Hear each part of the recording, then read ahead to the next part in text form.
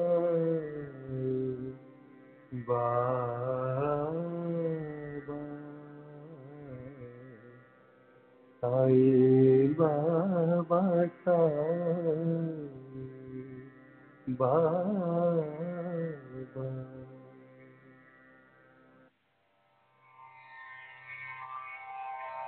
श्री सच्चिदानंद सद्गुरु साईनाथ महाराज की जय। सद्गुरु श्री साईनाथुनि शरद बाबू जी की जय।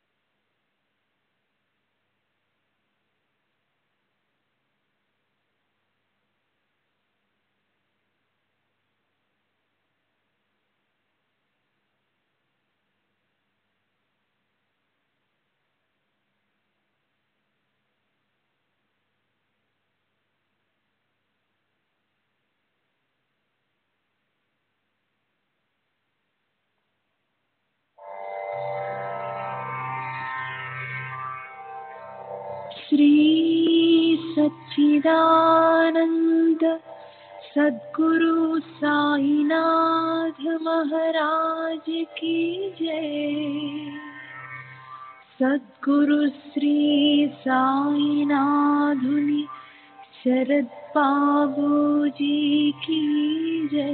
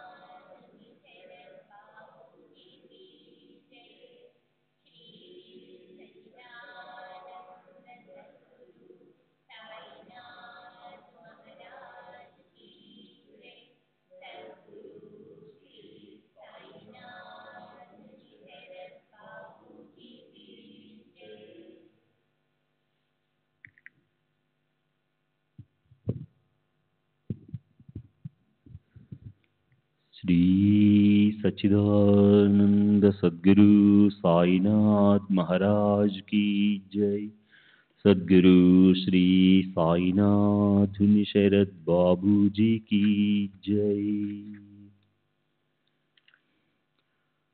శ్రీ సాయినాథాయ నమః. శ్రీ సాయిబాబా సత్య చరిత్ర 22వ అధ్యాయం మొన్నటి తరువాయి.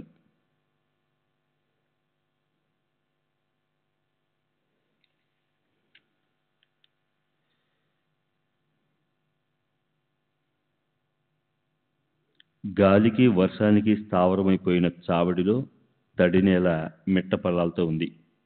కానీ బాబా మాటలే మందుగా పనిచేశాయి. గాలి, వర్షం, మిట్ట పల్లాలతో ఎగుడు దిగుడుగా ఉన్న తడినేల, వీటిని మనం పట్టించుకోకూడదు.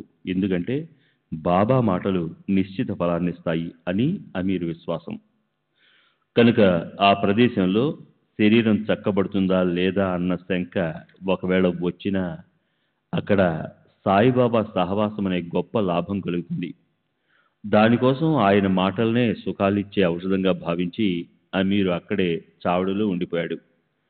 చావడి మెట్లెక్కి పైకి వెళ్ళాక ఎదురుగా మధ్య భాగంలో పరుపేసుకొని ఆ చావడిలో అమీర్ చక్కర్ 9 నెలలు ఉండిపోయాడు. కీళ్లవాతం దేహంలో దీర్ఘంగా వ్యాపించి ఉంది. బయట కనిపించే పరిస్థితులన్నీ జబ్బును పెంచేవిగా ఉన్నప్పటికీ అమీర్ మనసులో విశ్వాసం దృఢంగా ఉంది. కనుక అదంతా యథావిధిగా జరిగింది. బాబా అమీర్ని 9 నెలలు అక్కడే ఉండమని నిర్దేశించారు. మసీదుకి దర్శనానికి కూడా రావడానికి అంగీకరించలేదు. అయితే ఆ చావడి స్థానం ఎలా ఉండేదంటే అతనికి బాబా దర్శనం తనంతటనే ఏ ప్రయత్నము లేకుండానే జరిగేది. అక్కడ ఉదయము సాయంత్రము ఆయన దర్శనం అయ్యేది. అంతేగాక రోజు విడిచి రోజు 2 పూట్ల చావడి వైభవం కళ్ళారా చూడడానికి అవకాశం కలిగేది. ప్రతిరోజు ఉదయాన్నే భిక్షకు పోయేటప్పుడు బాబా వెళ్లే మార్గం చావడి మీదుగానే. అందువల్ల ఆయన వచ్చిపోయేటప్పుడు ఆయన దర్శనం అమీర్కు కూర్చున్న చోటునే అయ్యేది. అలాగే రోజు సాయంత్రం చావడి ఎదురుకొచ్చి బాబా చూపుడు వేలుని తలని వెనక్కి ముందుకి ఆడించి అన్ని దిక్కులకు అభివందనం చేస్తుండేవారు. అక్కడి నుంచి అప్పుడు ఆయన వెనక సమాధి మందిరం చివరి వరకు వెళ్ళేవారు. మళ్ళీ అక్కడి నుంచి మసీదుకి భక్తులతో పాటు తిరిగి వచ్చేవారు. చావడిలో బాబా రోజు విడిచి రోజు చేసే మకాంలో బాబా అమీరుల మధ్య పేరుకి ఓ చెక్క అడ్డుగా ఉండేది. ఇద్దరికీ మాట్లాడుకోవాలని చాలా ఇష్టంగా ఉండేది. పూజ చేసి హారతిచ్చి సాయి భక్తులు తమ తమ ఇళ్లకు వెళ్ళాక అప్పుడు హాయిగా వారిద్దరూ ఒకరితో ఒకరు కబుర్లు చెప్పుకుంటూ కూర్చునేవారు. బయట నుంచి చూస్తే వాళ్ళు చెరసాలలోని బందీలుగా అనిపించినప్పటికీ లోపల సాయిబాబా సమీప సాన్నిధ్యం అమీర్కి లభించింది. ఎంతో మహద్భాగ్యం లేకపోతే ఆ అనుభవం దొరకటం ఇతరులకు అసాధ్యం. అయినప్పటికీ అమీర్కి ఒకే చోట ఉండడం విసుగనిపించింది. అతనికి అది చెరసాల జీవితం అనిపించింది. ఏ ఊరికైనా వెళ్ళిపోదామని కూడా అనిపించింది. మనసులో స్వాతంత్రం మీద కోరుకున్న వారికి పారతంత్రం అంటే ఇష్టం ఎలా ఉంటుంది? ఈ చెరసాల జీవితం ఇక ముగిద్దామనిపించింది అమీర్కి. బాబా నుంచి అనుమతి తీసుకోకుండానే తనకు నిర్దేశించబడ్డ స్థానాన్ని వదిలేసి అతను కోపరగా వెళ్ళిపోయాడు. అక్కడ ధర్మశాలకు వెళ్ళి కూర్చున్నాడు. అక్కడ అప్పుడేం చమత్కారం జరిగిందో చూడండి. చావటానికి సిద్ధంగా ఉన్న ఓ ఫకీరు దాహంతో తల్లడిల్లిపోతున్నాడు. అతను అమీర్ని ఓ గుక్కెడు మంచినీళ్ళు ఇవ్వమని అడిగాడు. అమీర్కి జాలేసి అతనిచే నీరు త్రాగించాడు. నీరు త్రాగుతుండగానే ఆ ఫకీరు దేహం చల్లబడి అతను మరణించాడు. దగ్గరలో ఎవరూ లేరు. అందులోనూ అది రాత్రి సమయం. అమీరు మనసు కంగారు పడింది. పొద్దున్నే విచారణ జరుగుతుంది. అంటే తన ముందున్న రుజువును బట్టి తన అభిప్రాయాన్ని చేస్తానని శపథం చేసే పంచాయతీ. ఈ హఠాన్ మరణానికి కారకులను పట్టుకోవడం మొదలవుతుంది. ప్రభుత్వం ఆచూకీ తీయడం మొదలెడుతుంది. ఫకీరు తనంత తానే చనిపోయాడన్న మాట నిజమైనప్పటికీ అది నిజమేనని నన్నెవరు విశ్వసిస్తారు? న్యాయ విచారణ సాక్షి మీద, రుజువుల మీద ఆధారపడి ఉంటుంది. నేనే ఫకీర్కి నీరు త్రాగించాను, అకస్మాత్తుగా అతను ప్రాణాలు వదిలేశాడు అన్న నిజాన్ని నేను చెప్పినప్పటికీ వారి చేతికి నేను చిక్కుతాను. మొదట నేనే అతని దగ్గరున్నాను కనుక నన్నే మొదట పట్టుకుంటారు. తరువాత మరణానికి నిశ్చయమైన కారణం నిర్ణయింపబడ్డ తరువాతే నేను నిర్దోషిని నిశ్చయం అవుతుంది. కానీ ఇది పూర్తయ్యే వరకు ఈ పరిస్థితిని సహించలేను, ప్రాణాల మీదకు వస్తుంది అనుకుని వచ్చిన దోన వెంటనే పారిపోవాలని అమీర్ నిశ్చయించుకున్నాడు. అదేవిధంగా రాత్రికి రాత్రే ఎవరికంటా పడకుండా అమీర్ అక్కడి నుంచి బయలుదేరాడు. ముందుకు పోతూ వెనక్కి చూస్తూ మార్గంలో అస్వస్థ చిత్తంతో చావడి చేరుకునే వరకు శాంతి కలక్క సంశయాత్మ మనసుతో షిరిడి వైపు బయలుదేరాడు. మనసులో అనుకోసాగాడు, బాబా ఏమిటి ఇలా చేశారు? నాకు ఇలాంటి సంకటం వచ్చి పడింది ఏమిటి? నా కర్మే నాకు దాపురించింది. ఇప్పుడు పూర్తిగా నాకు తెలిసి వచ్చింది. సుఖం మీద ఆశతో చావడు వదిలేశాను. అందుకే నాకు తగిన శాస్తి జరిగింది. సరే బాబా, ఇప్పుడు ఈ సంకటం నుంచి నన్ను బయటపడేయండి, నన్ను షిర్డీకి చేర్చండి. ఆ ప్రకారంగా అమీర్ వెంటనే తయారై ఆ ప్రాంతాన్ని ధర్మశాలలో వదిలేసి అతను రాత్రికి రాత్రి షిరిడి వైపు బయలుదేరాడు. దారిలో నోటితో బాబా బాబా క్షమించండి అంటూ బాబా బాబా అంటూ క్షమించండి అని దయని యాచిస్తూ చావడికి చేరుకున్నాక గాని అతని మనసు శాంతించలేదు. మొత్తానికి అమీరు ఒక బోధ నేర్చుకున్నాడు. అప్పటి నుంచి తన పొరపాటును సరిదిద్దుకున్నాడు. ఆ తరువాత పెడ మార్గాన్ని దుష్ట మార్గాన్ని వదిలేసి మంచి మార్గంలో బాబా ఉపదేశాన్ని అనుసరించి వ్యవహరించాడు. సరే, అతనికి బాబా మీద ఉన్న శ్రద్ధ విశ్వాసాల వల్ల అతని గుణం కనిపించింది. సంధివాతం తగ్గిపోయింది. తర్వాత అతనిపై మరో ఇబ్బంది వచ్చి పడింది. అది వినండి.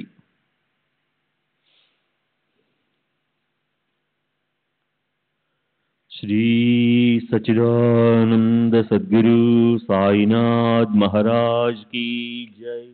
सद्गुरु श्री साईनाथ निशरद बाबू जी की जय.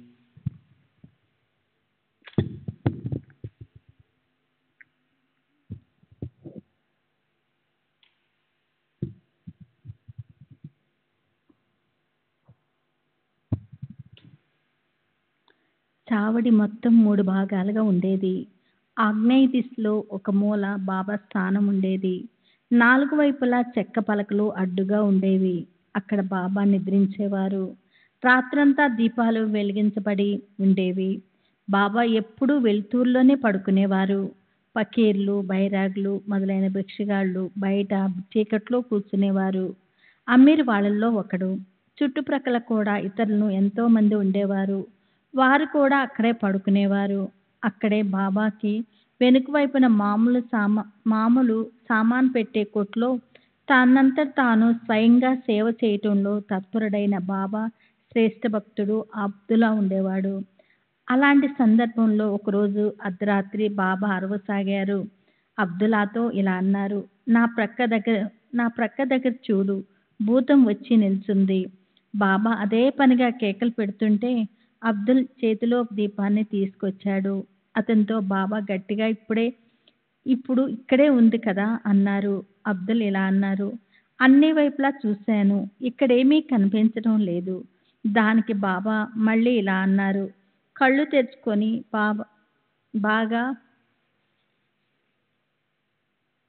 బాగా అన్ని వైపులా చూడు. అబ్దుల్ తిరిగి చూశాడు. బాబా సట్కాతో నేల మీద కొట్టసాగారు. బయట భూమి కూడిన వారంతా మెలుకొని చూడసాగారు. అమీర్ చక్కెర మేల్కొని మనసులో ఇలా అనుకున్నాడు, ఈ రోజేమిటి గొడవ? అపరాత్రి వేళ మళ్ళీ సట్కాతో ఇలా ఎందుకు కొడుతున్నారు?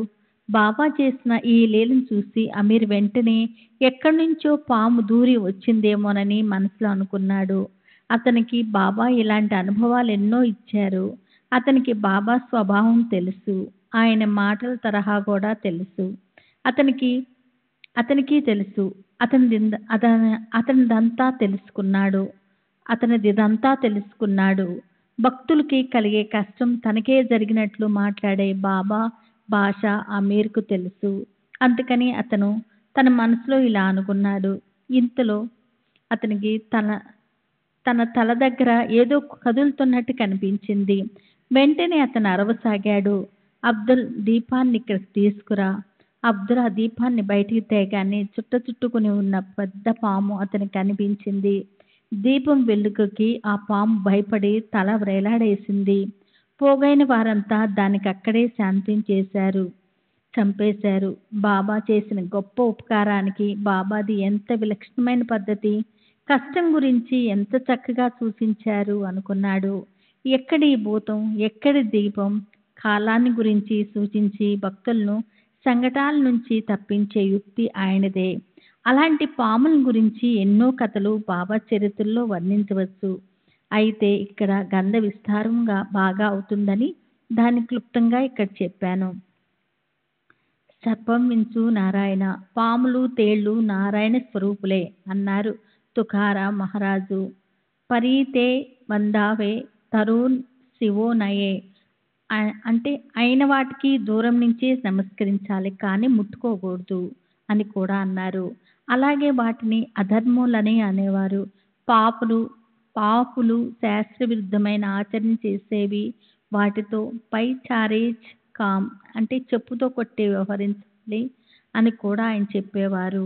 అందువల్ల పాములు తేళ్లతో ఎలా వ్యవహరించాలో చెప్పే నిశ్చయమైన నియమం తెలియటం లేదు. వారి స్వభావ ధర్మం ప్రకారం ఈశ్వరుడు పెట్టిన యోగాయగాల ప్రకారంగానే వారికి కర్మ చేయాలనే బుద్ధి కలుగుతుందనేది ఇందులో సారాంశము. ఆ శంఖ బాబా దగ్గర ఒక నిరసన అయింది. జీవమాత్రలు సరిసమానంగా ఉంటాయి. అన్నింటితో పూర్తిగా అహింసతో ప్రవర్తించటం, కాయ వాచ మనస బాధించకపోవటం లేదా దుఃఖం కలిగించకపోవటమే అందరిచే అంగీకరించబడ్డ నియమం. తేలేమిటి పామేమిటి ఈశ్వరుడే అందరికీ అధిష్టానం. ఆయన ఇచ్చ లేకపోతే ఎవరినైనా అవి బాధించగలవా? ఈ విశ్వమంతా ఈశ్వరధీనమే. ఇక్కడ స్వాతంత్రం అనేది ఎక్కడా లేదు అని బాబా అనుభవంతో ప్రాప్తింపచేసిన జ్ఞానము. అయితే మనని దురాభిమానం వదిలిపెట్టదు. ఒక తేలు చెరువులో పడి మునిగిపోతూ తల్లడిల్లిపోయింది. అప్పుడు ఒక వ్యక్తి ఆనందంతో చప్పట్లు కొడుతూ ఇలా అన్నాడు, బాగా అయింది, నువ్వు మాత్రం లోకుల్ని ఇలాగే దుఃఖపెట్టట్లేదు. రెండో వాడు ఆ చప్పుళ్ల శబ్దం విని ఆ చెరువు వద్దకు పరిగెత్తుకొచ్చాడు. ఆ తేలు నీటిలో మునిగిపోవడం చూసి అతని మనసు కలవరపడింది. అతను మెల్లగా దగ్గరికెళ్ళి ఆ తేలును వ్రేళ్లతో పట్టుకున్నాడు. అప్పుడు ఆ తేలు తన జాతి స్వభావాన్ని అనుసరించి కొండిని విసిరి అతని వేలును కుట్టింది. సరే, ఇక్కడ మన జ్ఞానం ఏం పనికొస్తుంది? మనం అన్ని విధాలా పరాధీనమే. బుద్ధి ఇచ్చేవాడు నారాయణుడే. ఆయన ఎలా చర్పిస్తే ఖచ్చితంగా అలాగే జరుగుతుంది.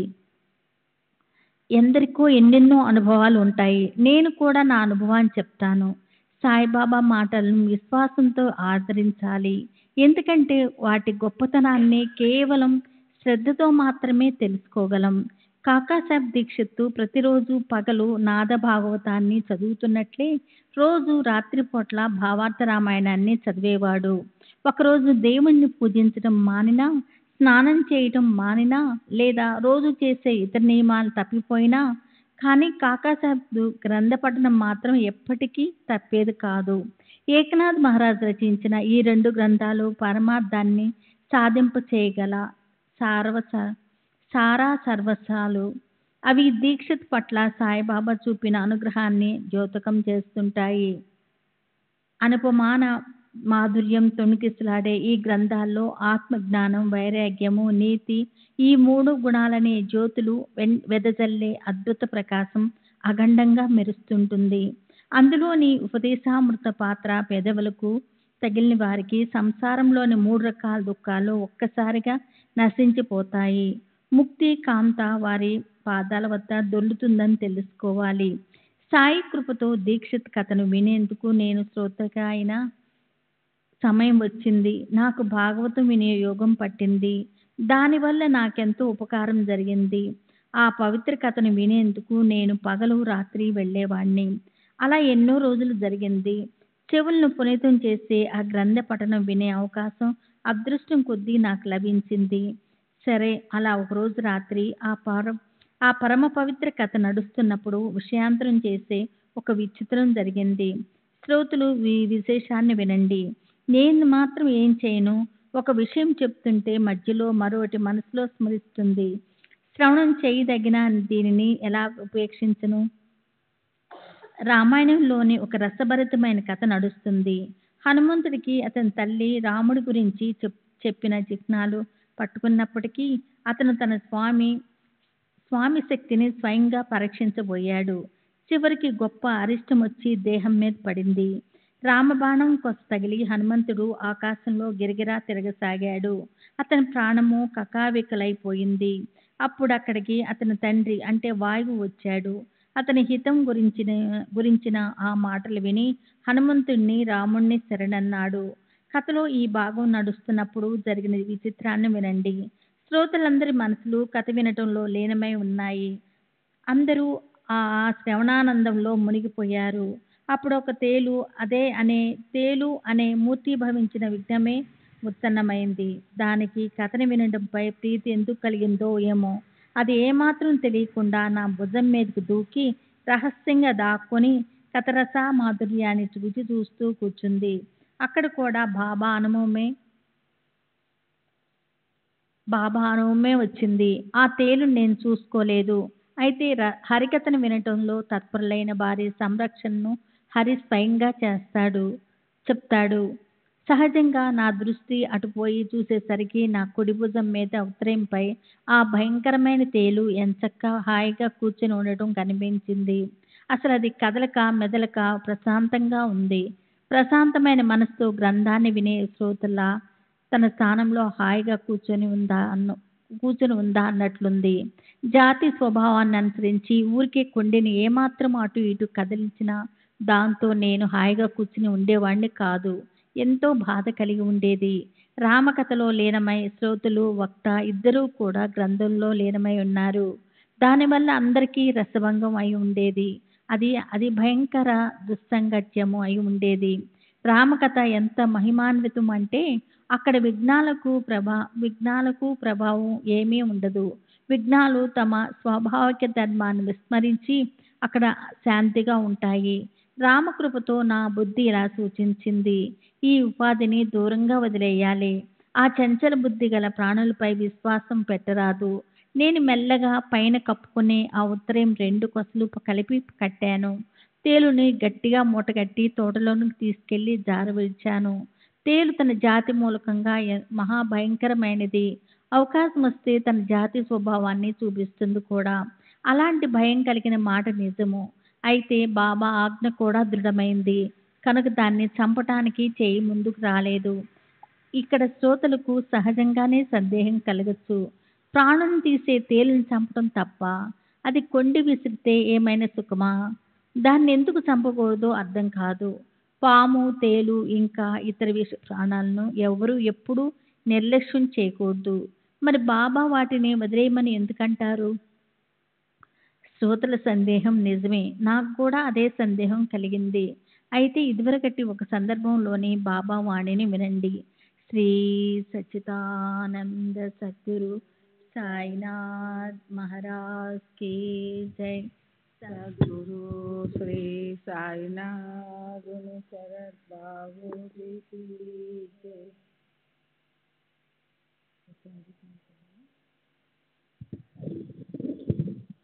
ఓసారి దీనికన్నా కూడా పెద్ద ఇబ్బంది కలిగింది. షిరిడీలో కాకాసాహెబ్ దీక్షిత్ వాడాలో మేడ మీద కిటికీ దగ్గరకి ఒక భయంకరమైన సర్పం వచ్చింది. అది కిటికీ చట్రం కింద ఉన్న రంధ్రంలోంచి లోపలికి ప్రవేశించింది.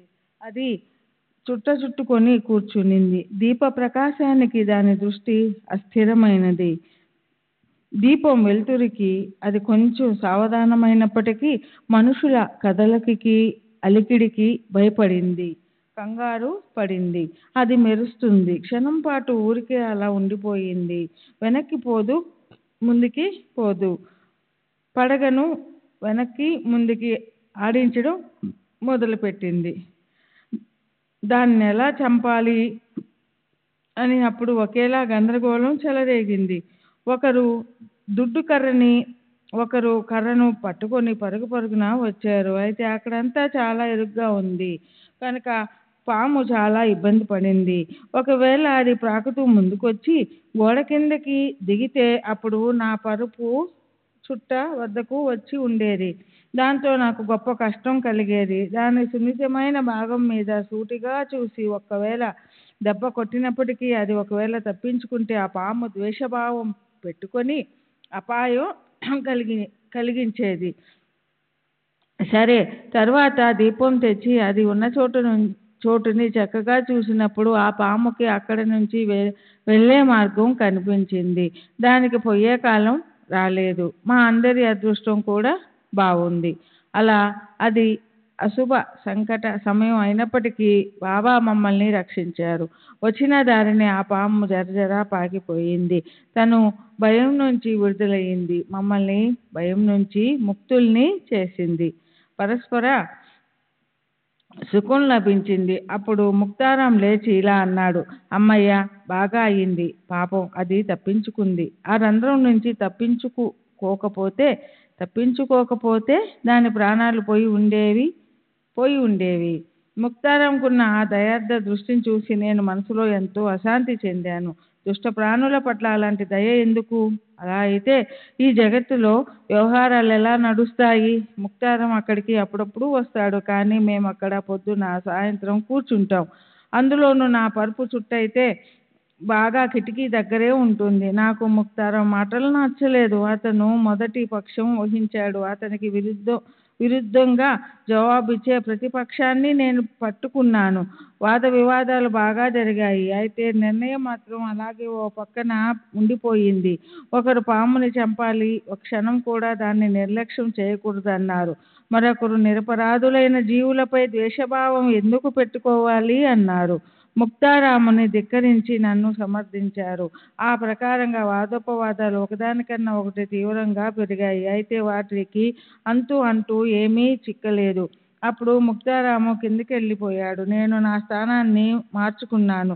ఆ రంధ్రంలో ఒక బట్టని ఉండగా చుట్టి పెట్టి పడుకోవడానికి నేను పక్కను పరుచుకున్నాను. కనురెప్పలు నిద్రాభారంతో మూతలు పడసాగాయి. భక్తులు పడుకునేందుకు వారి స్థానాలకు వెళ్ళిపోయాను. నాకు కూడా ఆవలింతలు రాసాగాయి. వాదాలు తమంత తామే ఆగిపోయాయి. రాత్రి గడిచింది.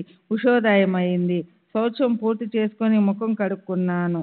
బాబా లెండి నుంచి తిరిగి వచ్చారు. జనులు మసీదులో కూర్చున్నారు. రోజులాగే నేను కూడా ఉదయం నిర్ణీత సమయానికి మసీదుకి వెళ్ళాను. ముక్తారాము మొదలైన భక్తులంతా కూడా వచ్చి తమ తమ స్థానాల్లో కూర్చున్నారు. ఒకరు చేతిలో పొగాకు నలుపుతున్నారు, ఒకరు బాబాకి చిలిం నింపుతున్నారు, ఒకరు ఆయన కాళ్ళు చేతులు నొక్కుతున్నారు. ఆ ప్రకారంగా సేవ మొదలయ్యింది. బాబాకి అందరి మనసుల్లోని ఆలోచనలు తెలుసు. ఆయన మెల్లిగా ప్రశ్నించారు, అర్ధరాత్రి వేళ వాడాలు ఎందుకలా వాద వివాదాలు జరుగుతున్నాయి?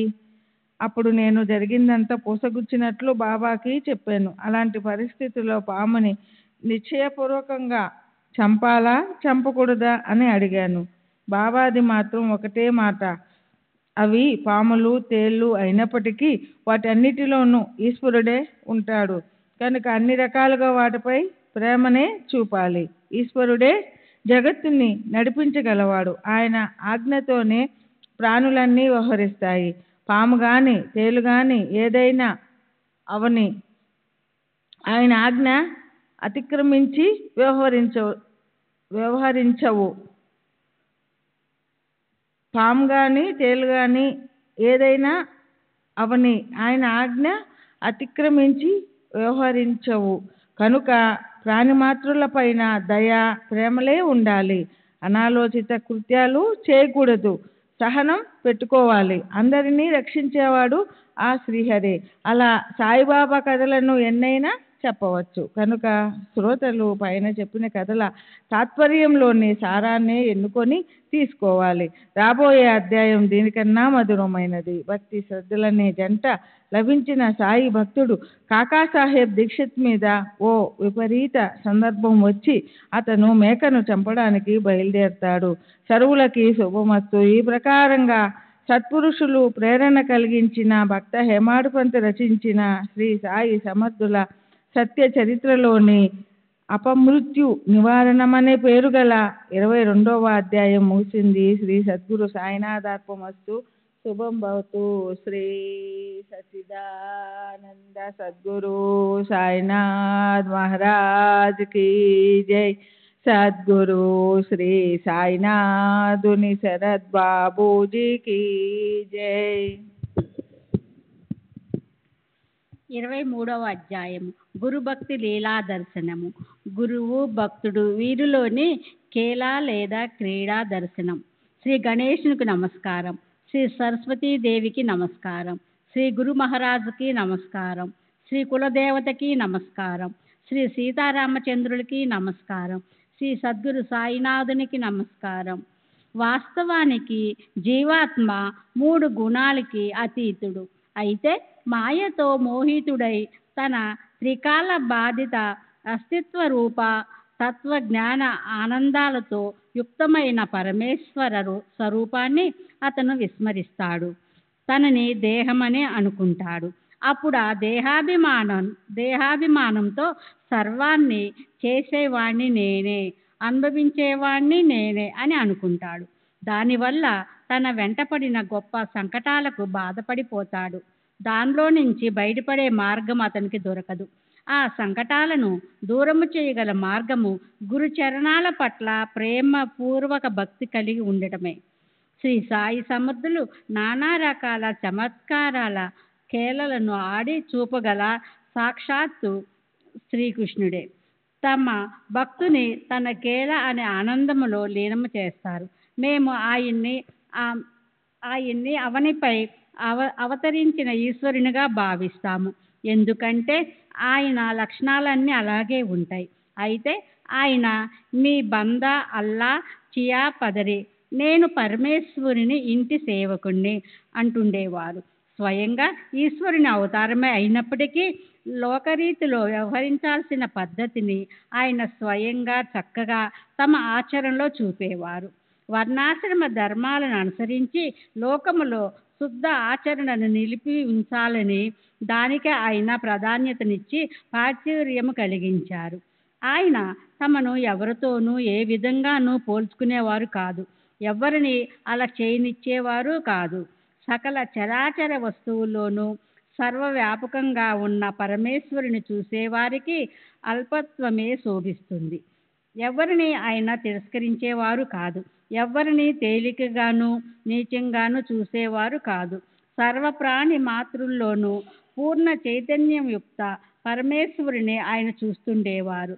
స్వతహాగా ఎప్పుడు అనల్ హక్ అంటే నేను పరమేశ్వరుని అని అనేవారు కాదు. నేను పరమేశ్వరుడికి పాతదాసుని, నేను ఒక పేదను. ఏదే హక్ అంటే పరమేశ్వరుని స్మరించేవాణ్ణి అని అంటూ నిరంతరము అల్లా మాలిక్, పరమేశ్వరుడే జగత్తుకి సర్వశ్రేష్ఠుడు, యజమాని లేదా నియంత అని జపిస్తూ ఉండేవారు. మహాత్ముల జాతిని బట్టి, వారు వ్యవహరించే తీరును బట్టి, వారి ఆహారాన్ని బట్టి వారి స్వరూపాన్ని అవగాహన కందించలేం.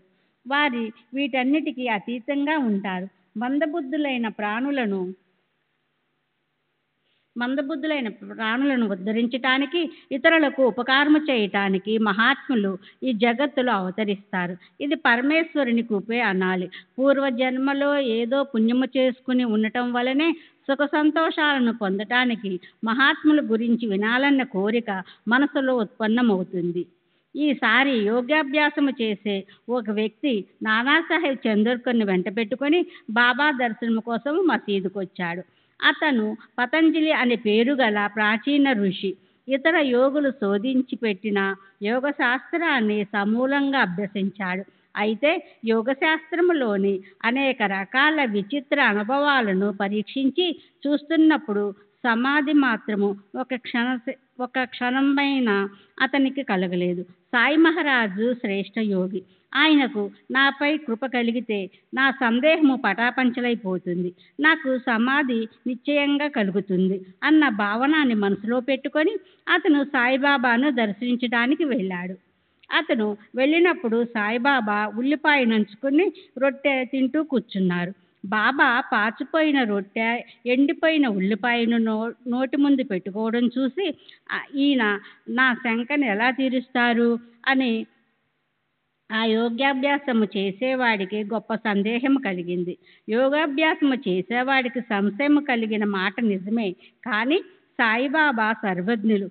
ఆయన ఇలా అన్నారు, నానా, ఉల్లిని జీర్ణించుకోగల వారే తినాలి. ఎవరికి దాన్ని బాగా జీర్ణించుకోగల శక్తి ఉందో వారే హాయిగా తినాలి. ఉల్లిపాయ తామస ప్రవృత్తిని అంటే సోమరితనము, బుద్ధికి జడత్వము మొదలైన వాటిని ఉత్పన్నం చేస్తుంది. కనుక యోగ సాధనలో దాన్ని వదిలేయాలంటారు. అయితే ఎవరు యోగ సాధనకు చివరి మెట్టు యోగ్యమైన పదార్థాలను తినటం వల్ల ఎవరి మనసు మీద లేదా శరీరం మీద ఏ విధమైన పరిణామము కలగదో వారే దాన్ని హాయిగా తినాలి. బాబా అన్న ఈ మాటలు విని యోగాభ్యాసము చేసే అతను మనసులో సిగ్గుపడ్డాడు. సరళము శుద్ధము అయిన మనసుతో బాబాని శరణన్నాడు. సరే, తరువాత బాబా తమ ఆసనంపై కూర్చున్నప్పుడు ఆ యోగాభ్యాసము చేసేవాడు మనసులో ఏ విధమైన సంశయాన్ని పెట్టుకోకుండా బాబా వద్ద వచ్చి కూర్చున్నాడు. బాబాని దక్షతతో ప్రశ్నించి సంశయాలకు సమాధానాలు పొంది విభూదిని ఆశీస్సులు తీసుకొని ఆనందము పొంగి పొర్లే మనసుతో తిరిగి వెళ్ళిపోయాడు. శ్రీ సచ్చిదానంద సద్గురు సాయినాథ్ మహారాజ్ की जय. सद्गुरु श्री సాయినాథ్ నిసరత్ బాబూజీ की जय. అలాగే బాబా కథలను భక్తులు భక్తిభావంతో వింటే వారి బాధాకరమైన వ్యాధులు, వివేక బుద్ధిని నాశనం చేసే గొప్ప అరిష్టాలు నశించిపోతాయి. మురికి నీటితో నిండి ఉన్న గుంట ఎంతో చిన్నదిగా విపరీతమైన దుర్వాసనతో ఉన్నప్పటికీ పంది అందులోనే దొర్లుతూ నిస్సంశయంగా దాన్ని అత్యంత శ్రేష్టమైన సుఖంగా భావిస్తుంది. మానవుడి జీవాత్మ చిలుకల పద్ధతి కూడా అదే. ఒకరు శరీరంలో ఉంటే మరొకరు పంజరంలో బంధించబడి ఉంటారు. చిలుకకి స్వాతంత్ర్యాన్ని పోగొట్టుకున్నప్పటికీ దానికి పారతంత్ర్యతే బాగున్నట్లు అనిపిస్తుంది. బావిలో ఉండే కప్పలాహ ఆ చిలుకకి పంజరంలోనే తనకు పూర్తి సుఖం ఉన్నట్లు అనిపిస్తుంది. దానికి స్వాతంత్ర్యంలో ఉన్న సుఖం గురించి తెలియనే తెలీదు. విషయాల్లో ఆసక్తులైన జీవాత్మ కూడా అలాగే ఉంటాడు. నా పంజరం ఎంత బాగుంది, అందులోని బంగారు కమ్మిపై తిరగటం ఎంత బాగుంది, తల క్రిందలుగా అయినప్పటికీ బాగుంటుంది.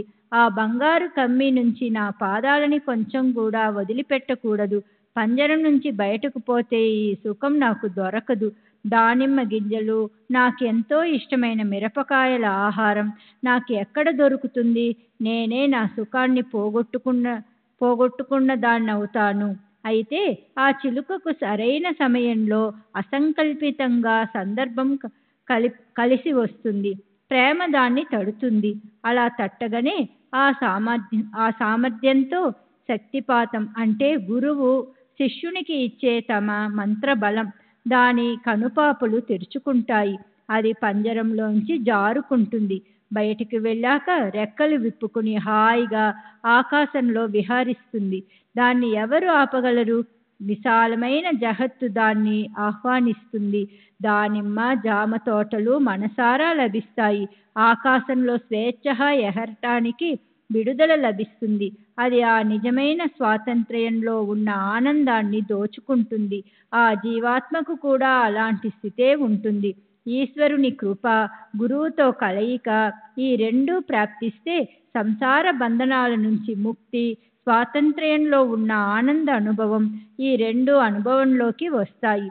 ఇప్పుడు శ్రద్ధ ప్రవృత్తి ఉన్న మీ భావిక శ్రోతలంతా శుద్ధ ప్రేమతో రసభరితమైన కథను ఓ క్షణం పాటు వింటారా? గత అధ్యాయంలో ఒక చమత్కారం జరిగింది. మిరీకర్ చితలీకి వెళ్ళేటప్పుడు బాబా శ్యామాని వెంట ఇచ్చి పంపించారు. సాయి సమర్థులు పొడవాటి వాడి నుంచి అంటే పాము నుంచి భవిష్యత్తులో రాబోయే కష్టాన్ని తెలుసుకుని మిరీకర్కి సమయానికి సూచించి జాగ్రత్త పడేలా చేశారు. కేవలం జాగ్రత్త పడేలా చేయటమే కాదు, ఆ సంకటాన్ని నివారించటం కోసం ఉపాయం కూడా ఆలోచించారు. మిరీకర్ వద్దంటున్నా కూడా మాధవరావుని బలవంతంగా వెంట పంపించి ఆ కష్టం నుండి అతన్ని రక్షించారు. ఆ ప్రకారంగా భక్తులకి శ్రేయస్సు కలిగించటం కోసం నిరంతరం తత్పరులై ఉండే బాబా బాలాసాహెబ్ మిరీకర్ని గండం నుండి తప్పించి అతనికి ఒక విచిత్ర అనుభవాన్ని కలిగించారు. అంతకన్నా శ్యామ స్థితి చూడండి. అతనికైతే హఠాత్తుగా పాము కాటేయడంతో అసలు బ్రతుకుతాడన్న ఆశే లేదు. అయితే బాబా దాని నుండి అతన్ని రక్షించారు. బాబా చేసిన ఆ లీలను కూడా శ్రోతలకు మొదట చెప్తాను. పాము కాటేసినప్పుడు బాబా చేసిన ఉపాయం చూడండి. సంధ్యాకాలంలో సుమారు 7 గంటలకు మాధవరావు చేతి చిటికెని వేలుని పాము కాటేసింది. అక్కడ ఆ బాహం విషం వల్ల మండసాగింది. వేదన సహించరానిదైంది. ప్రాణం పోయే సమయం వచ్చిందని మాధవరావు భయపడి మనసులో చింతించసాగాడు. అతని శరీరం ఎర్రగా కందిపోయింది. ఆప్తులు, స్నేహితులు అందరూ పోగయ్యారు.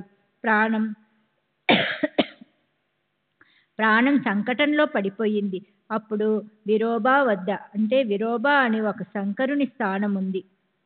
పాము కాటు వేసిన వాళ్ళని తీసుకెళ్ళి అక్కడ పెడితే అది తగ్గిపోతుందని ఒక నమ్మకం. పద అన్నారు. మాధవరావు పెదనాన్న కొడుకు నానాసాహెబ్ నిమోన్కర్ కూడా ముందుకొచ్చి విభూతి తీసుకుని పో అన్నాడు. అయితే మాధవరావు మసీదు వైపుకు పరిగెత్తాడు. అప్పుడు బాబా ఏం చేశారో చూడండి. బాబా దృష్టి అతనిపై పడగానే బాబా చేసిన చమత్కారం చూడండి. బాబా అదే పనిగా అతన్ని శాపనార్థాలు పెట్టసాగారు. మాధవరావుని పైకి మసీదులోకి రానివ్వలేదు.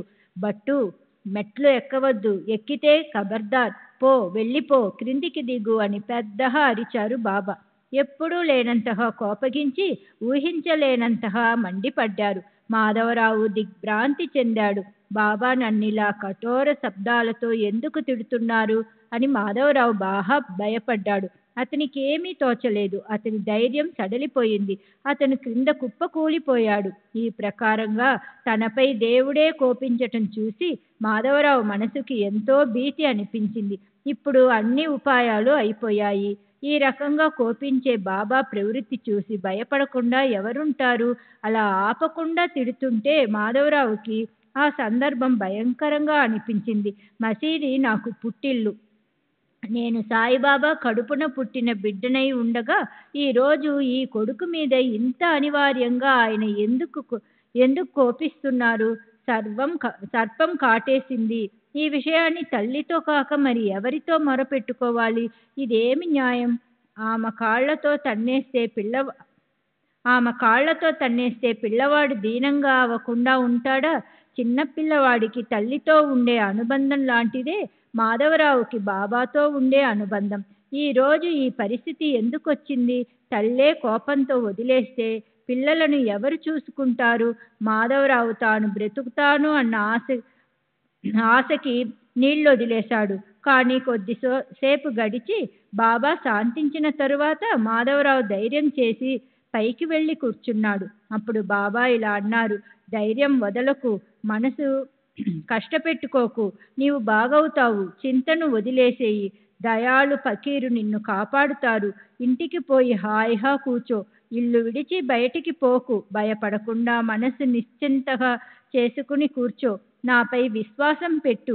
తరువాత మాధవరావు ఇల్లు చేరుకున్నాక బాబా తాత్యాకోతే పాటిల్తో అతని పరిస్థితి ఎలా ఉందో కనుక్కోమని ఇలా కబురు పెట్టారు. నిద్రపోవద్దని అతనితో చెప్పు. ఇంట్లోనే తిరుగుతూ ఉండమను. తినాలనిపిస్తే హాయిగా తినమను. కానీ నేను చెప్పింది మాత్రం విచారపూర్వకంగా తప్పకుండా పాటించమని చెప్పు. కాకా సాహెబ్ దీక్షితుతో కూడా ఆ రాత్రి మళ్ళీ ఇలా అన్నారు. అతనికి నిద్ర తెరలు వస్తాయి, కానీ నిద్ర పోనీయవద్దు. సరే, అలా జాగ్రత్తలు పాటించేసరికి అతని బాధలు దూరంగా పోయాయి. చిటికెన వేలుకి విషపు బాధ మిగిలి ఉన్న మాట నిజమే, కానీ అది కూడా తరువాత బాహైపోయింది. కారుణ్యమయి సాయి జనని భక్తులపై కృప చూపటానికి వ్యాకులం చెందుతుంది. భయంకరమైన ఆ గండం గడిచింది. బట్టు, పైకి ఎక్కవద్దు అన్న బాబా మాటల ప్రతాపం ఏమిటో బాబా మాధవరావుకి చూపించారా? లేదు, ఆ మాటలు మాధవరావుని ఉద్దేశించినది కావు. అవి పాము కాటుతో ఎక్కే విషానికి కఠిన ఆజ్ఞ. ఎక్కావంటే ఖబర్దార్ అన్న సాయి నోటి నుండి వచ్చిన ఈ తీవ్రమైన ఆజ్ఞను విని విషం పైకి ఎక్కడం ఆగిపోయింది. అది ఆ తరువాత పైకి ఎక్కలేదు. అంతేకాదు, పో, వెళ్ళిపో, క్రిందికి దిగు అన్నవి పంచాక్షరీలు. సాయి పంచాక్షరి మంత్రంతో ఆ విషం వెంటనే క్రిందికి దిగిపోయింది. లోకంలో వాడుకలో ఉన్న మంత్రిక లేదా పంచాక్షరి భూత పిశాచాలను పోగొట్టడం కోసం పంచాక్షరి మంత్రాన్ని ఉచ్చరించే వాళ్ళు అవసరమైన ఇతర సాధనలతో పని లేకుండా భక్తులను రక్షించే సాయి వాళ్ళ సంకటాలను నానా పద్ధతులలో నివారించేవారు. ఏ మంత్రము ఉచ్చరించను లేదు, బియ్యాన్ని నీటిని మంత్రించను లేదు, నీరు చిలుకరించలేదు. అయినప్పటికీ విషం ఎలా దిగిపోయింది? మహాత్ముని నోటి నుండి బయటకొచ్చిన కేవల శబ్దాలతో మాధవరావుకి బాగా తగ్గిపోయింది. ఇది చమత్కారం కాదా? మహాత్ముల కృపకి అంతులేదు. శ్రీ సచ్చిదానంద సద్గురు సాయినాథ్ మహారాజ్ की जय. सद्गुरु श्री साईनाथनी शरत बाबूजी की जय.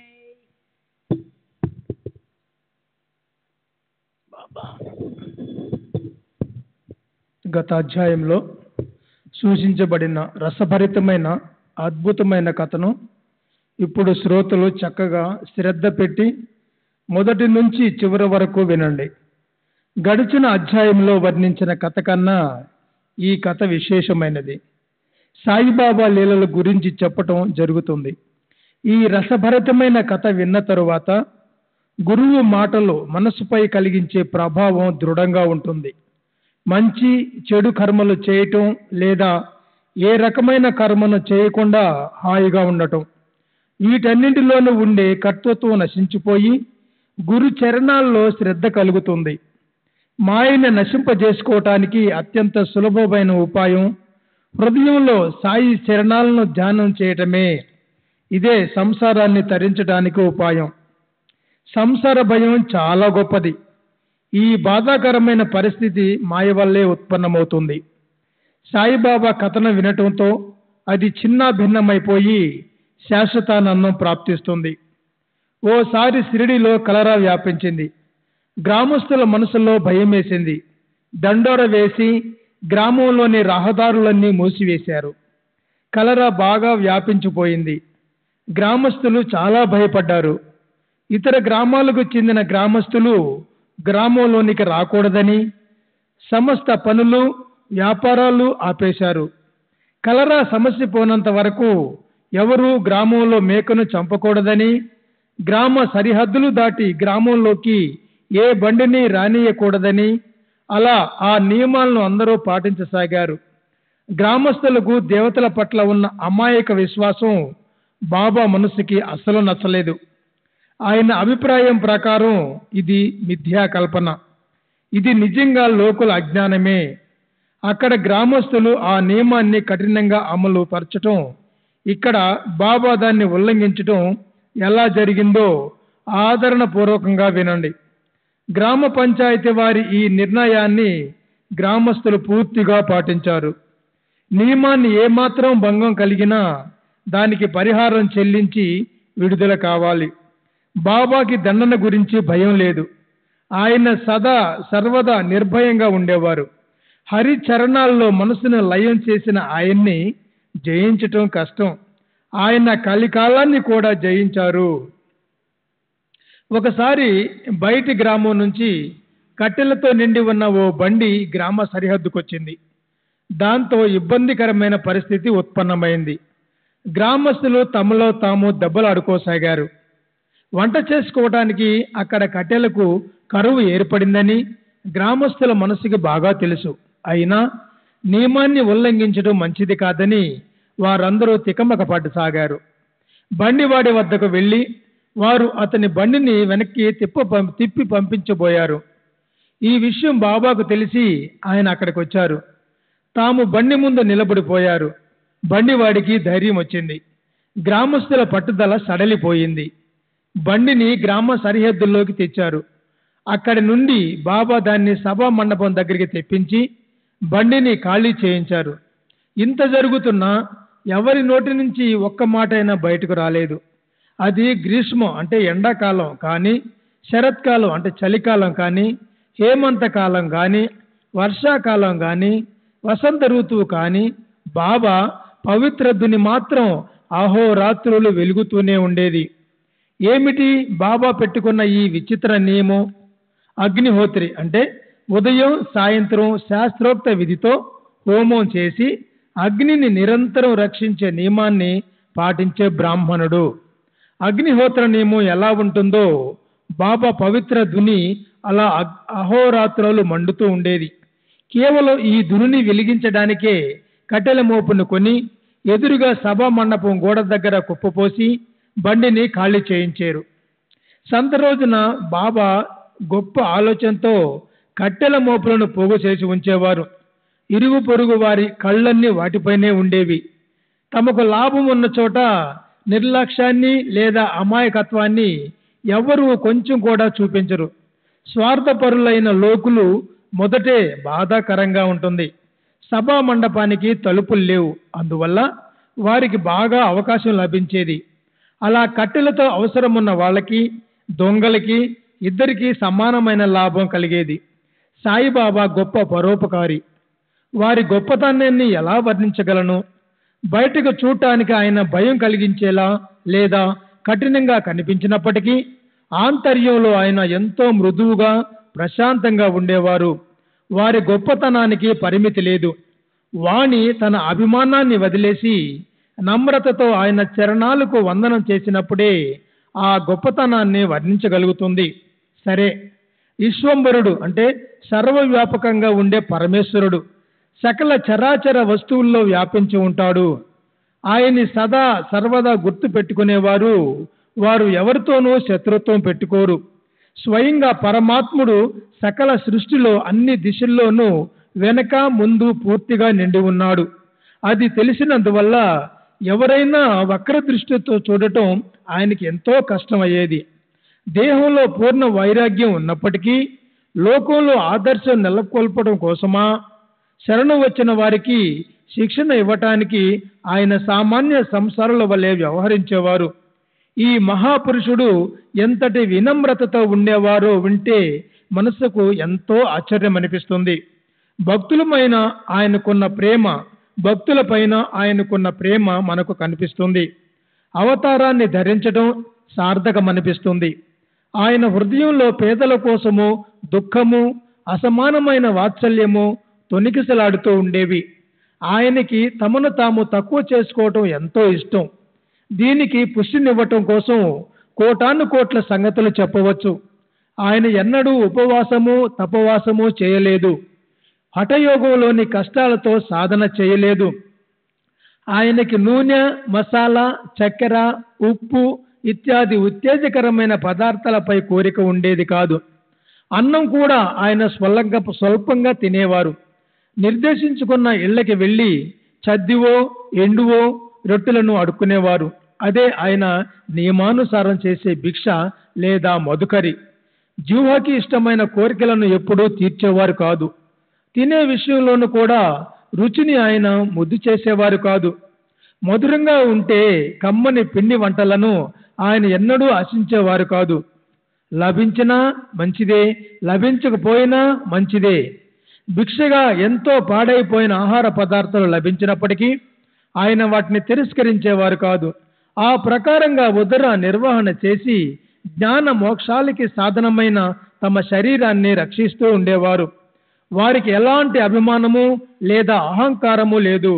ఆత్మశాంతియే ఆయనకి అలంకారం. ఆయనకి మెడలో మాల వేయటమా, నుదుటికి చందనం బొట్టు పెట్టటాలు, దేహానికి భస్మం అద్దటాలతో అవసరమేమిటి? శ్రీ సాయిబాబా పూర్ణ బ్రహ్మే. ముఖ్యంగా భక్తి రసంతో పరిపూర్ణంగా ఉండే ఈ ఆఖ్యానం అత్యంత పవిత్రం. దీన్ని శ్రద్ధతో వినే శ్రోతలకి సంసారం పట్ల లక్ష్యం అస్తమిస్తుంది. అలా శ్రద్ధ, అమాయక వృత్తి పెరుగుతున్న కొద్దీ సాయి భాండారం వారికి తెరుచుకుంటుంది. ఊరికే కుతర్కం చేసే వారికి అది తెలియదు. అమాయకులైన భక్తులు ప్రేమతో దాన్ని అనుభవిస్తారు. ఇప్పుడు తరువాతి కథను ఏకాగ్ర చిత్తంతో వింటే పరవళ్ళు తొక్కే ప్రేమ ఉప్పొంగి కళ్ళలో సుళ్ళు తిరిగిన ఆనందాశ్రువులు వరదలై ప్రవహిస్తాయి. చాతుర్యంతో కూడిన బాబా మార్గం ఎంతో గొప్పది. ఆయన యుక్తి ఎంత గొప్పది. వీటన్నిటినీ మర్మం అనన్య భక్తులకి పదే పదే అనుభవపూర్వకంగా తెలియబడుతుంది. ఈ సాయి చరిత్ర అనే అమృతాన్ని శ్రద్ధగా ఆదర్వపూర్వకంగా సేవించాలి. గురు చరణాల్లో మనసుని, కథ వైపు శ్రద్ధని పెట్టాలి. ఈ కథ అంటే గత కథలో లభించినటువంటి అత్యంత ఉత్కృష్టమైన మధురమైన భోజనం. దాన్ని సేవించేటప్పుడు శ్రోతలు హడావిడి పడకూడదు. ప్రతి ఒక్క పదంలోని ఉత్కృష్టతని, నవీనతని మనసారా కడుపు నిండా అనుభూతి చెందాలి. సరే, ఇప్పుడు బండి కథ అయిపోయింది. దానికన్నా కూడా మేక గురించిన కథ ప్రత్యేకంగా ఉంటుంది. దాన్ని వింటే శ్రోతల మనసుకి ఆశ్చర్యం కలుగుతుంది, గురు భక్తులకి ఆనందం కలుగుతుంది. ఓసారి ఒక గమ్మత్తైన సంగతి జరిగింది. ఎవరో కానీ ఒక మేకను తెచ్చారు. అదెంతో బలహీనంగా ఉండి చనిపోవటానికి సిద్ధంగా ఉంది. దాన్ని చూడ్డానికి జనులు పోగయ్యారు. దానికెవరూ యజమాని లేరు. దాన్ని సాయి తల్లి రక్షిస్తుంది.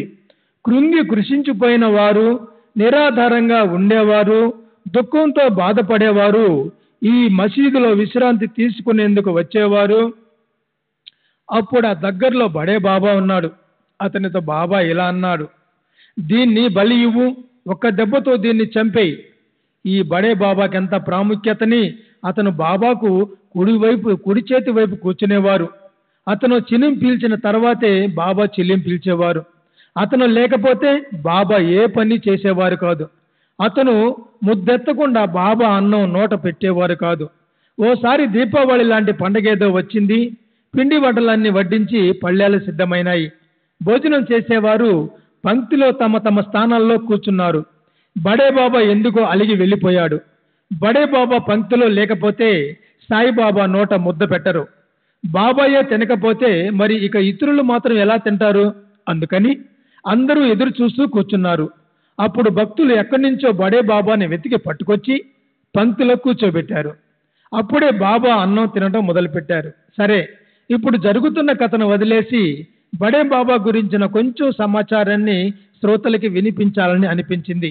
విషయాంతరం చేసే అసంబద్ధమైన కథ అని ఎవరు అనుకోకుంది. సాయిబాబా భోజన సమయంలో అతిథి ప్రతిరోజు మధ్యాహ్నం భోజన సమయానికి కింద సభా మండపంలో బాబా పిలుపు కోసం చెవులు రిక్కించి ఎదురు చూస్తూ కూర్చుని ఉండేవాడు. మసీదులో భోజనానికి రెండు వైపులా 2 పంక్తులు ఉండేవి. సాయిబాబా మధ్య భాగంలో కూర్చుని ఉండేవారు. బాబాకి ఎడమ వైపున బడే బాబా స్థానం ఖాళీగా ఉండేది. పళ్ళాల్లో నైవేద్యాలన్నీ వడ్డించాక, ఆ పళ్ళాలు పంక్తిలో పెట్టాక అందరూ భోజనాలు చేసేవారు. అంతా తమ తమ స్థానాల్లో కూర్చున్నాక భోజన సమయం అయిందని బాబా స్వయంగా పెద్ద గొంతుకుతో అత్యంత ఆదరంగా బడేమియా అని కేకవేసేవారు. బడే బాబా చటుక్కున నమస్కరించి మసీదు పైకొచ్చేవారు. నిష్కారణంగా అన్నం మీద అలిగే వాళ్ళని ఎలా ఆదరించటం? అన్నాన్ని అవమానించే వాళ్ళకి ఇంత గొప్ప ప్రాముఖ్యత ఎందుకు? అయితే ఈ రీతి రివాజులన్నీ లోకులకు ఆదర్శం కోసం బాబా స్వయంగా ఆచరించి చూపేవారు. అతిథిని పంక్తిలో కూర్చోబెట్టకుండా అన్నం తినటం యోగ్యం కాదు.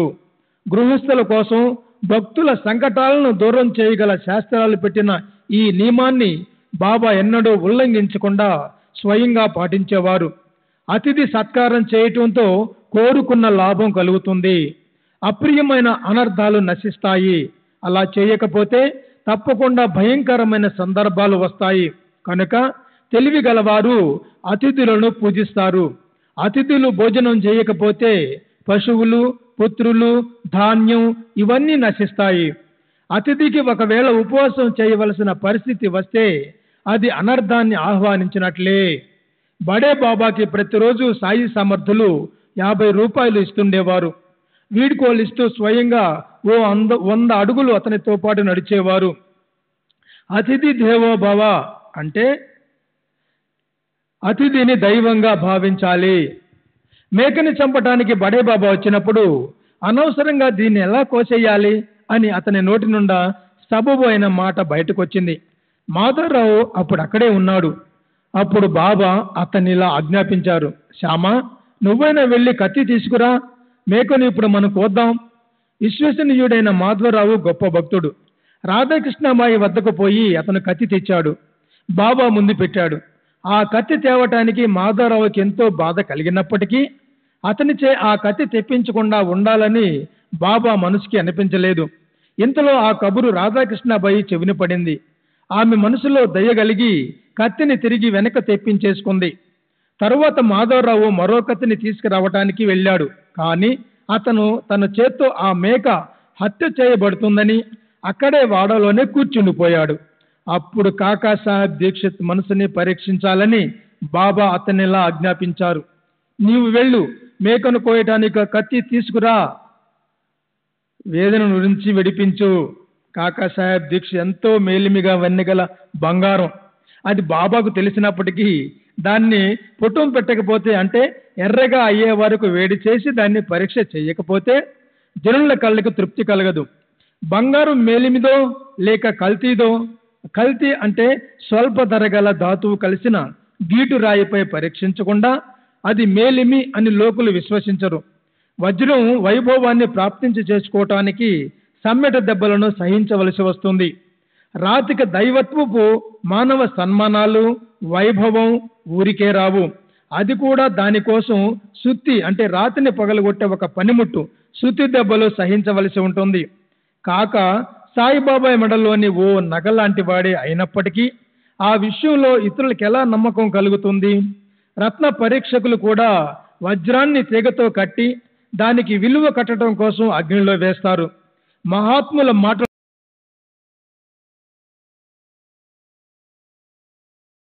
లేకపోతే వారి మాటలన్నీ వ్యర్థమే. వారు పరమార్థాన్ని కొంచెం కూడా సాధించలేరు. అయితే గురు వచనాలను, అభిప్రాయాలని వందనీయంగా అనుకునే వారి స్వార్థము, పరమార్థము ఈ రెండు సఫలీకృతమవుతాయి.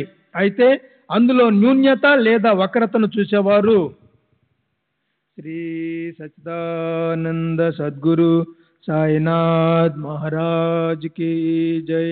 सद्गुरु श्री साईनाथ निशरद बाबू जी की जय.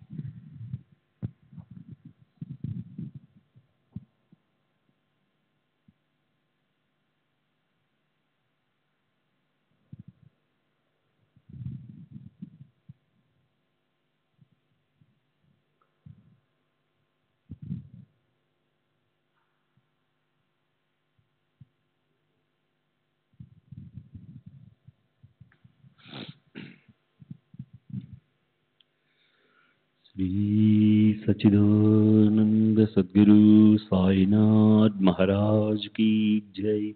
सद्गुरु श्री साईनाथ निशरद बाबू जी की जय.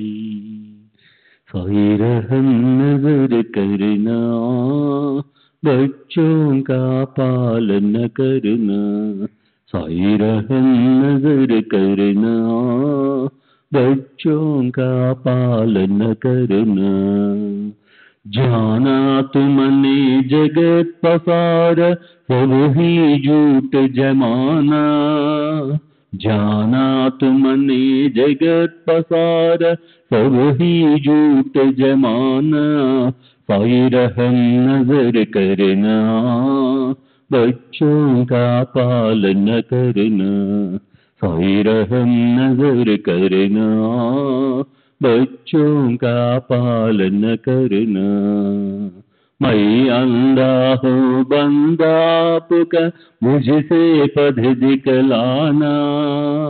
मैं अंधा हूँ बंदा आपका, मुझसे पथ दिखलाना। साई रहम नजर करना, बच्चों का पालन करना। साई रहम नजर करना, बच्चों का पालन करना। दास गण कहे अब क्या बोलूं, थक गई मेरी रसना। दास गण कहे अब क्या बोलूं, थक गई मेरी रसना।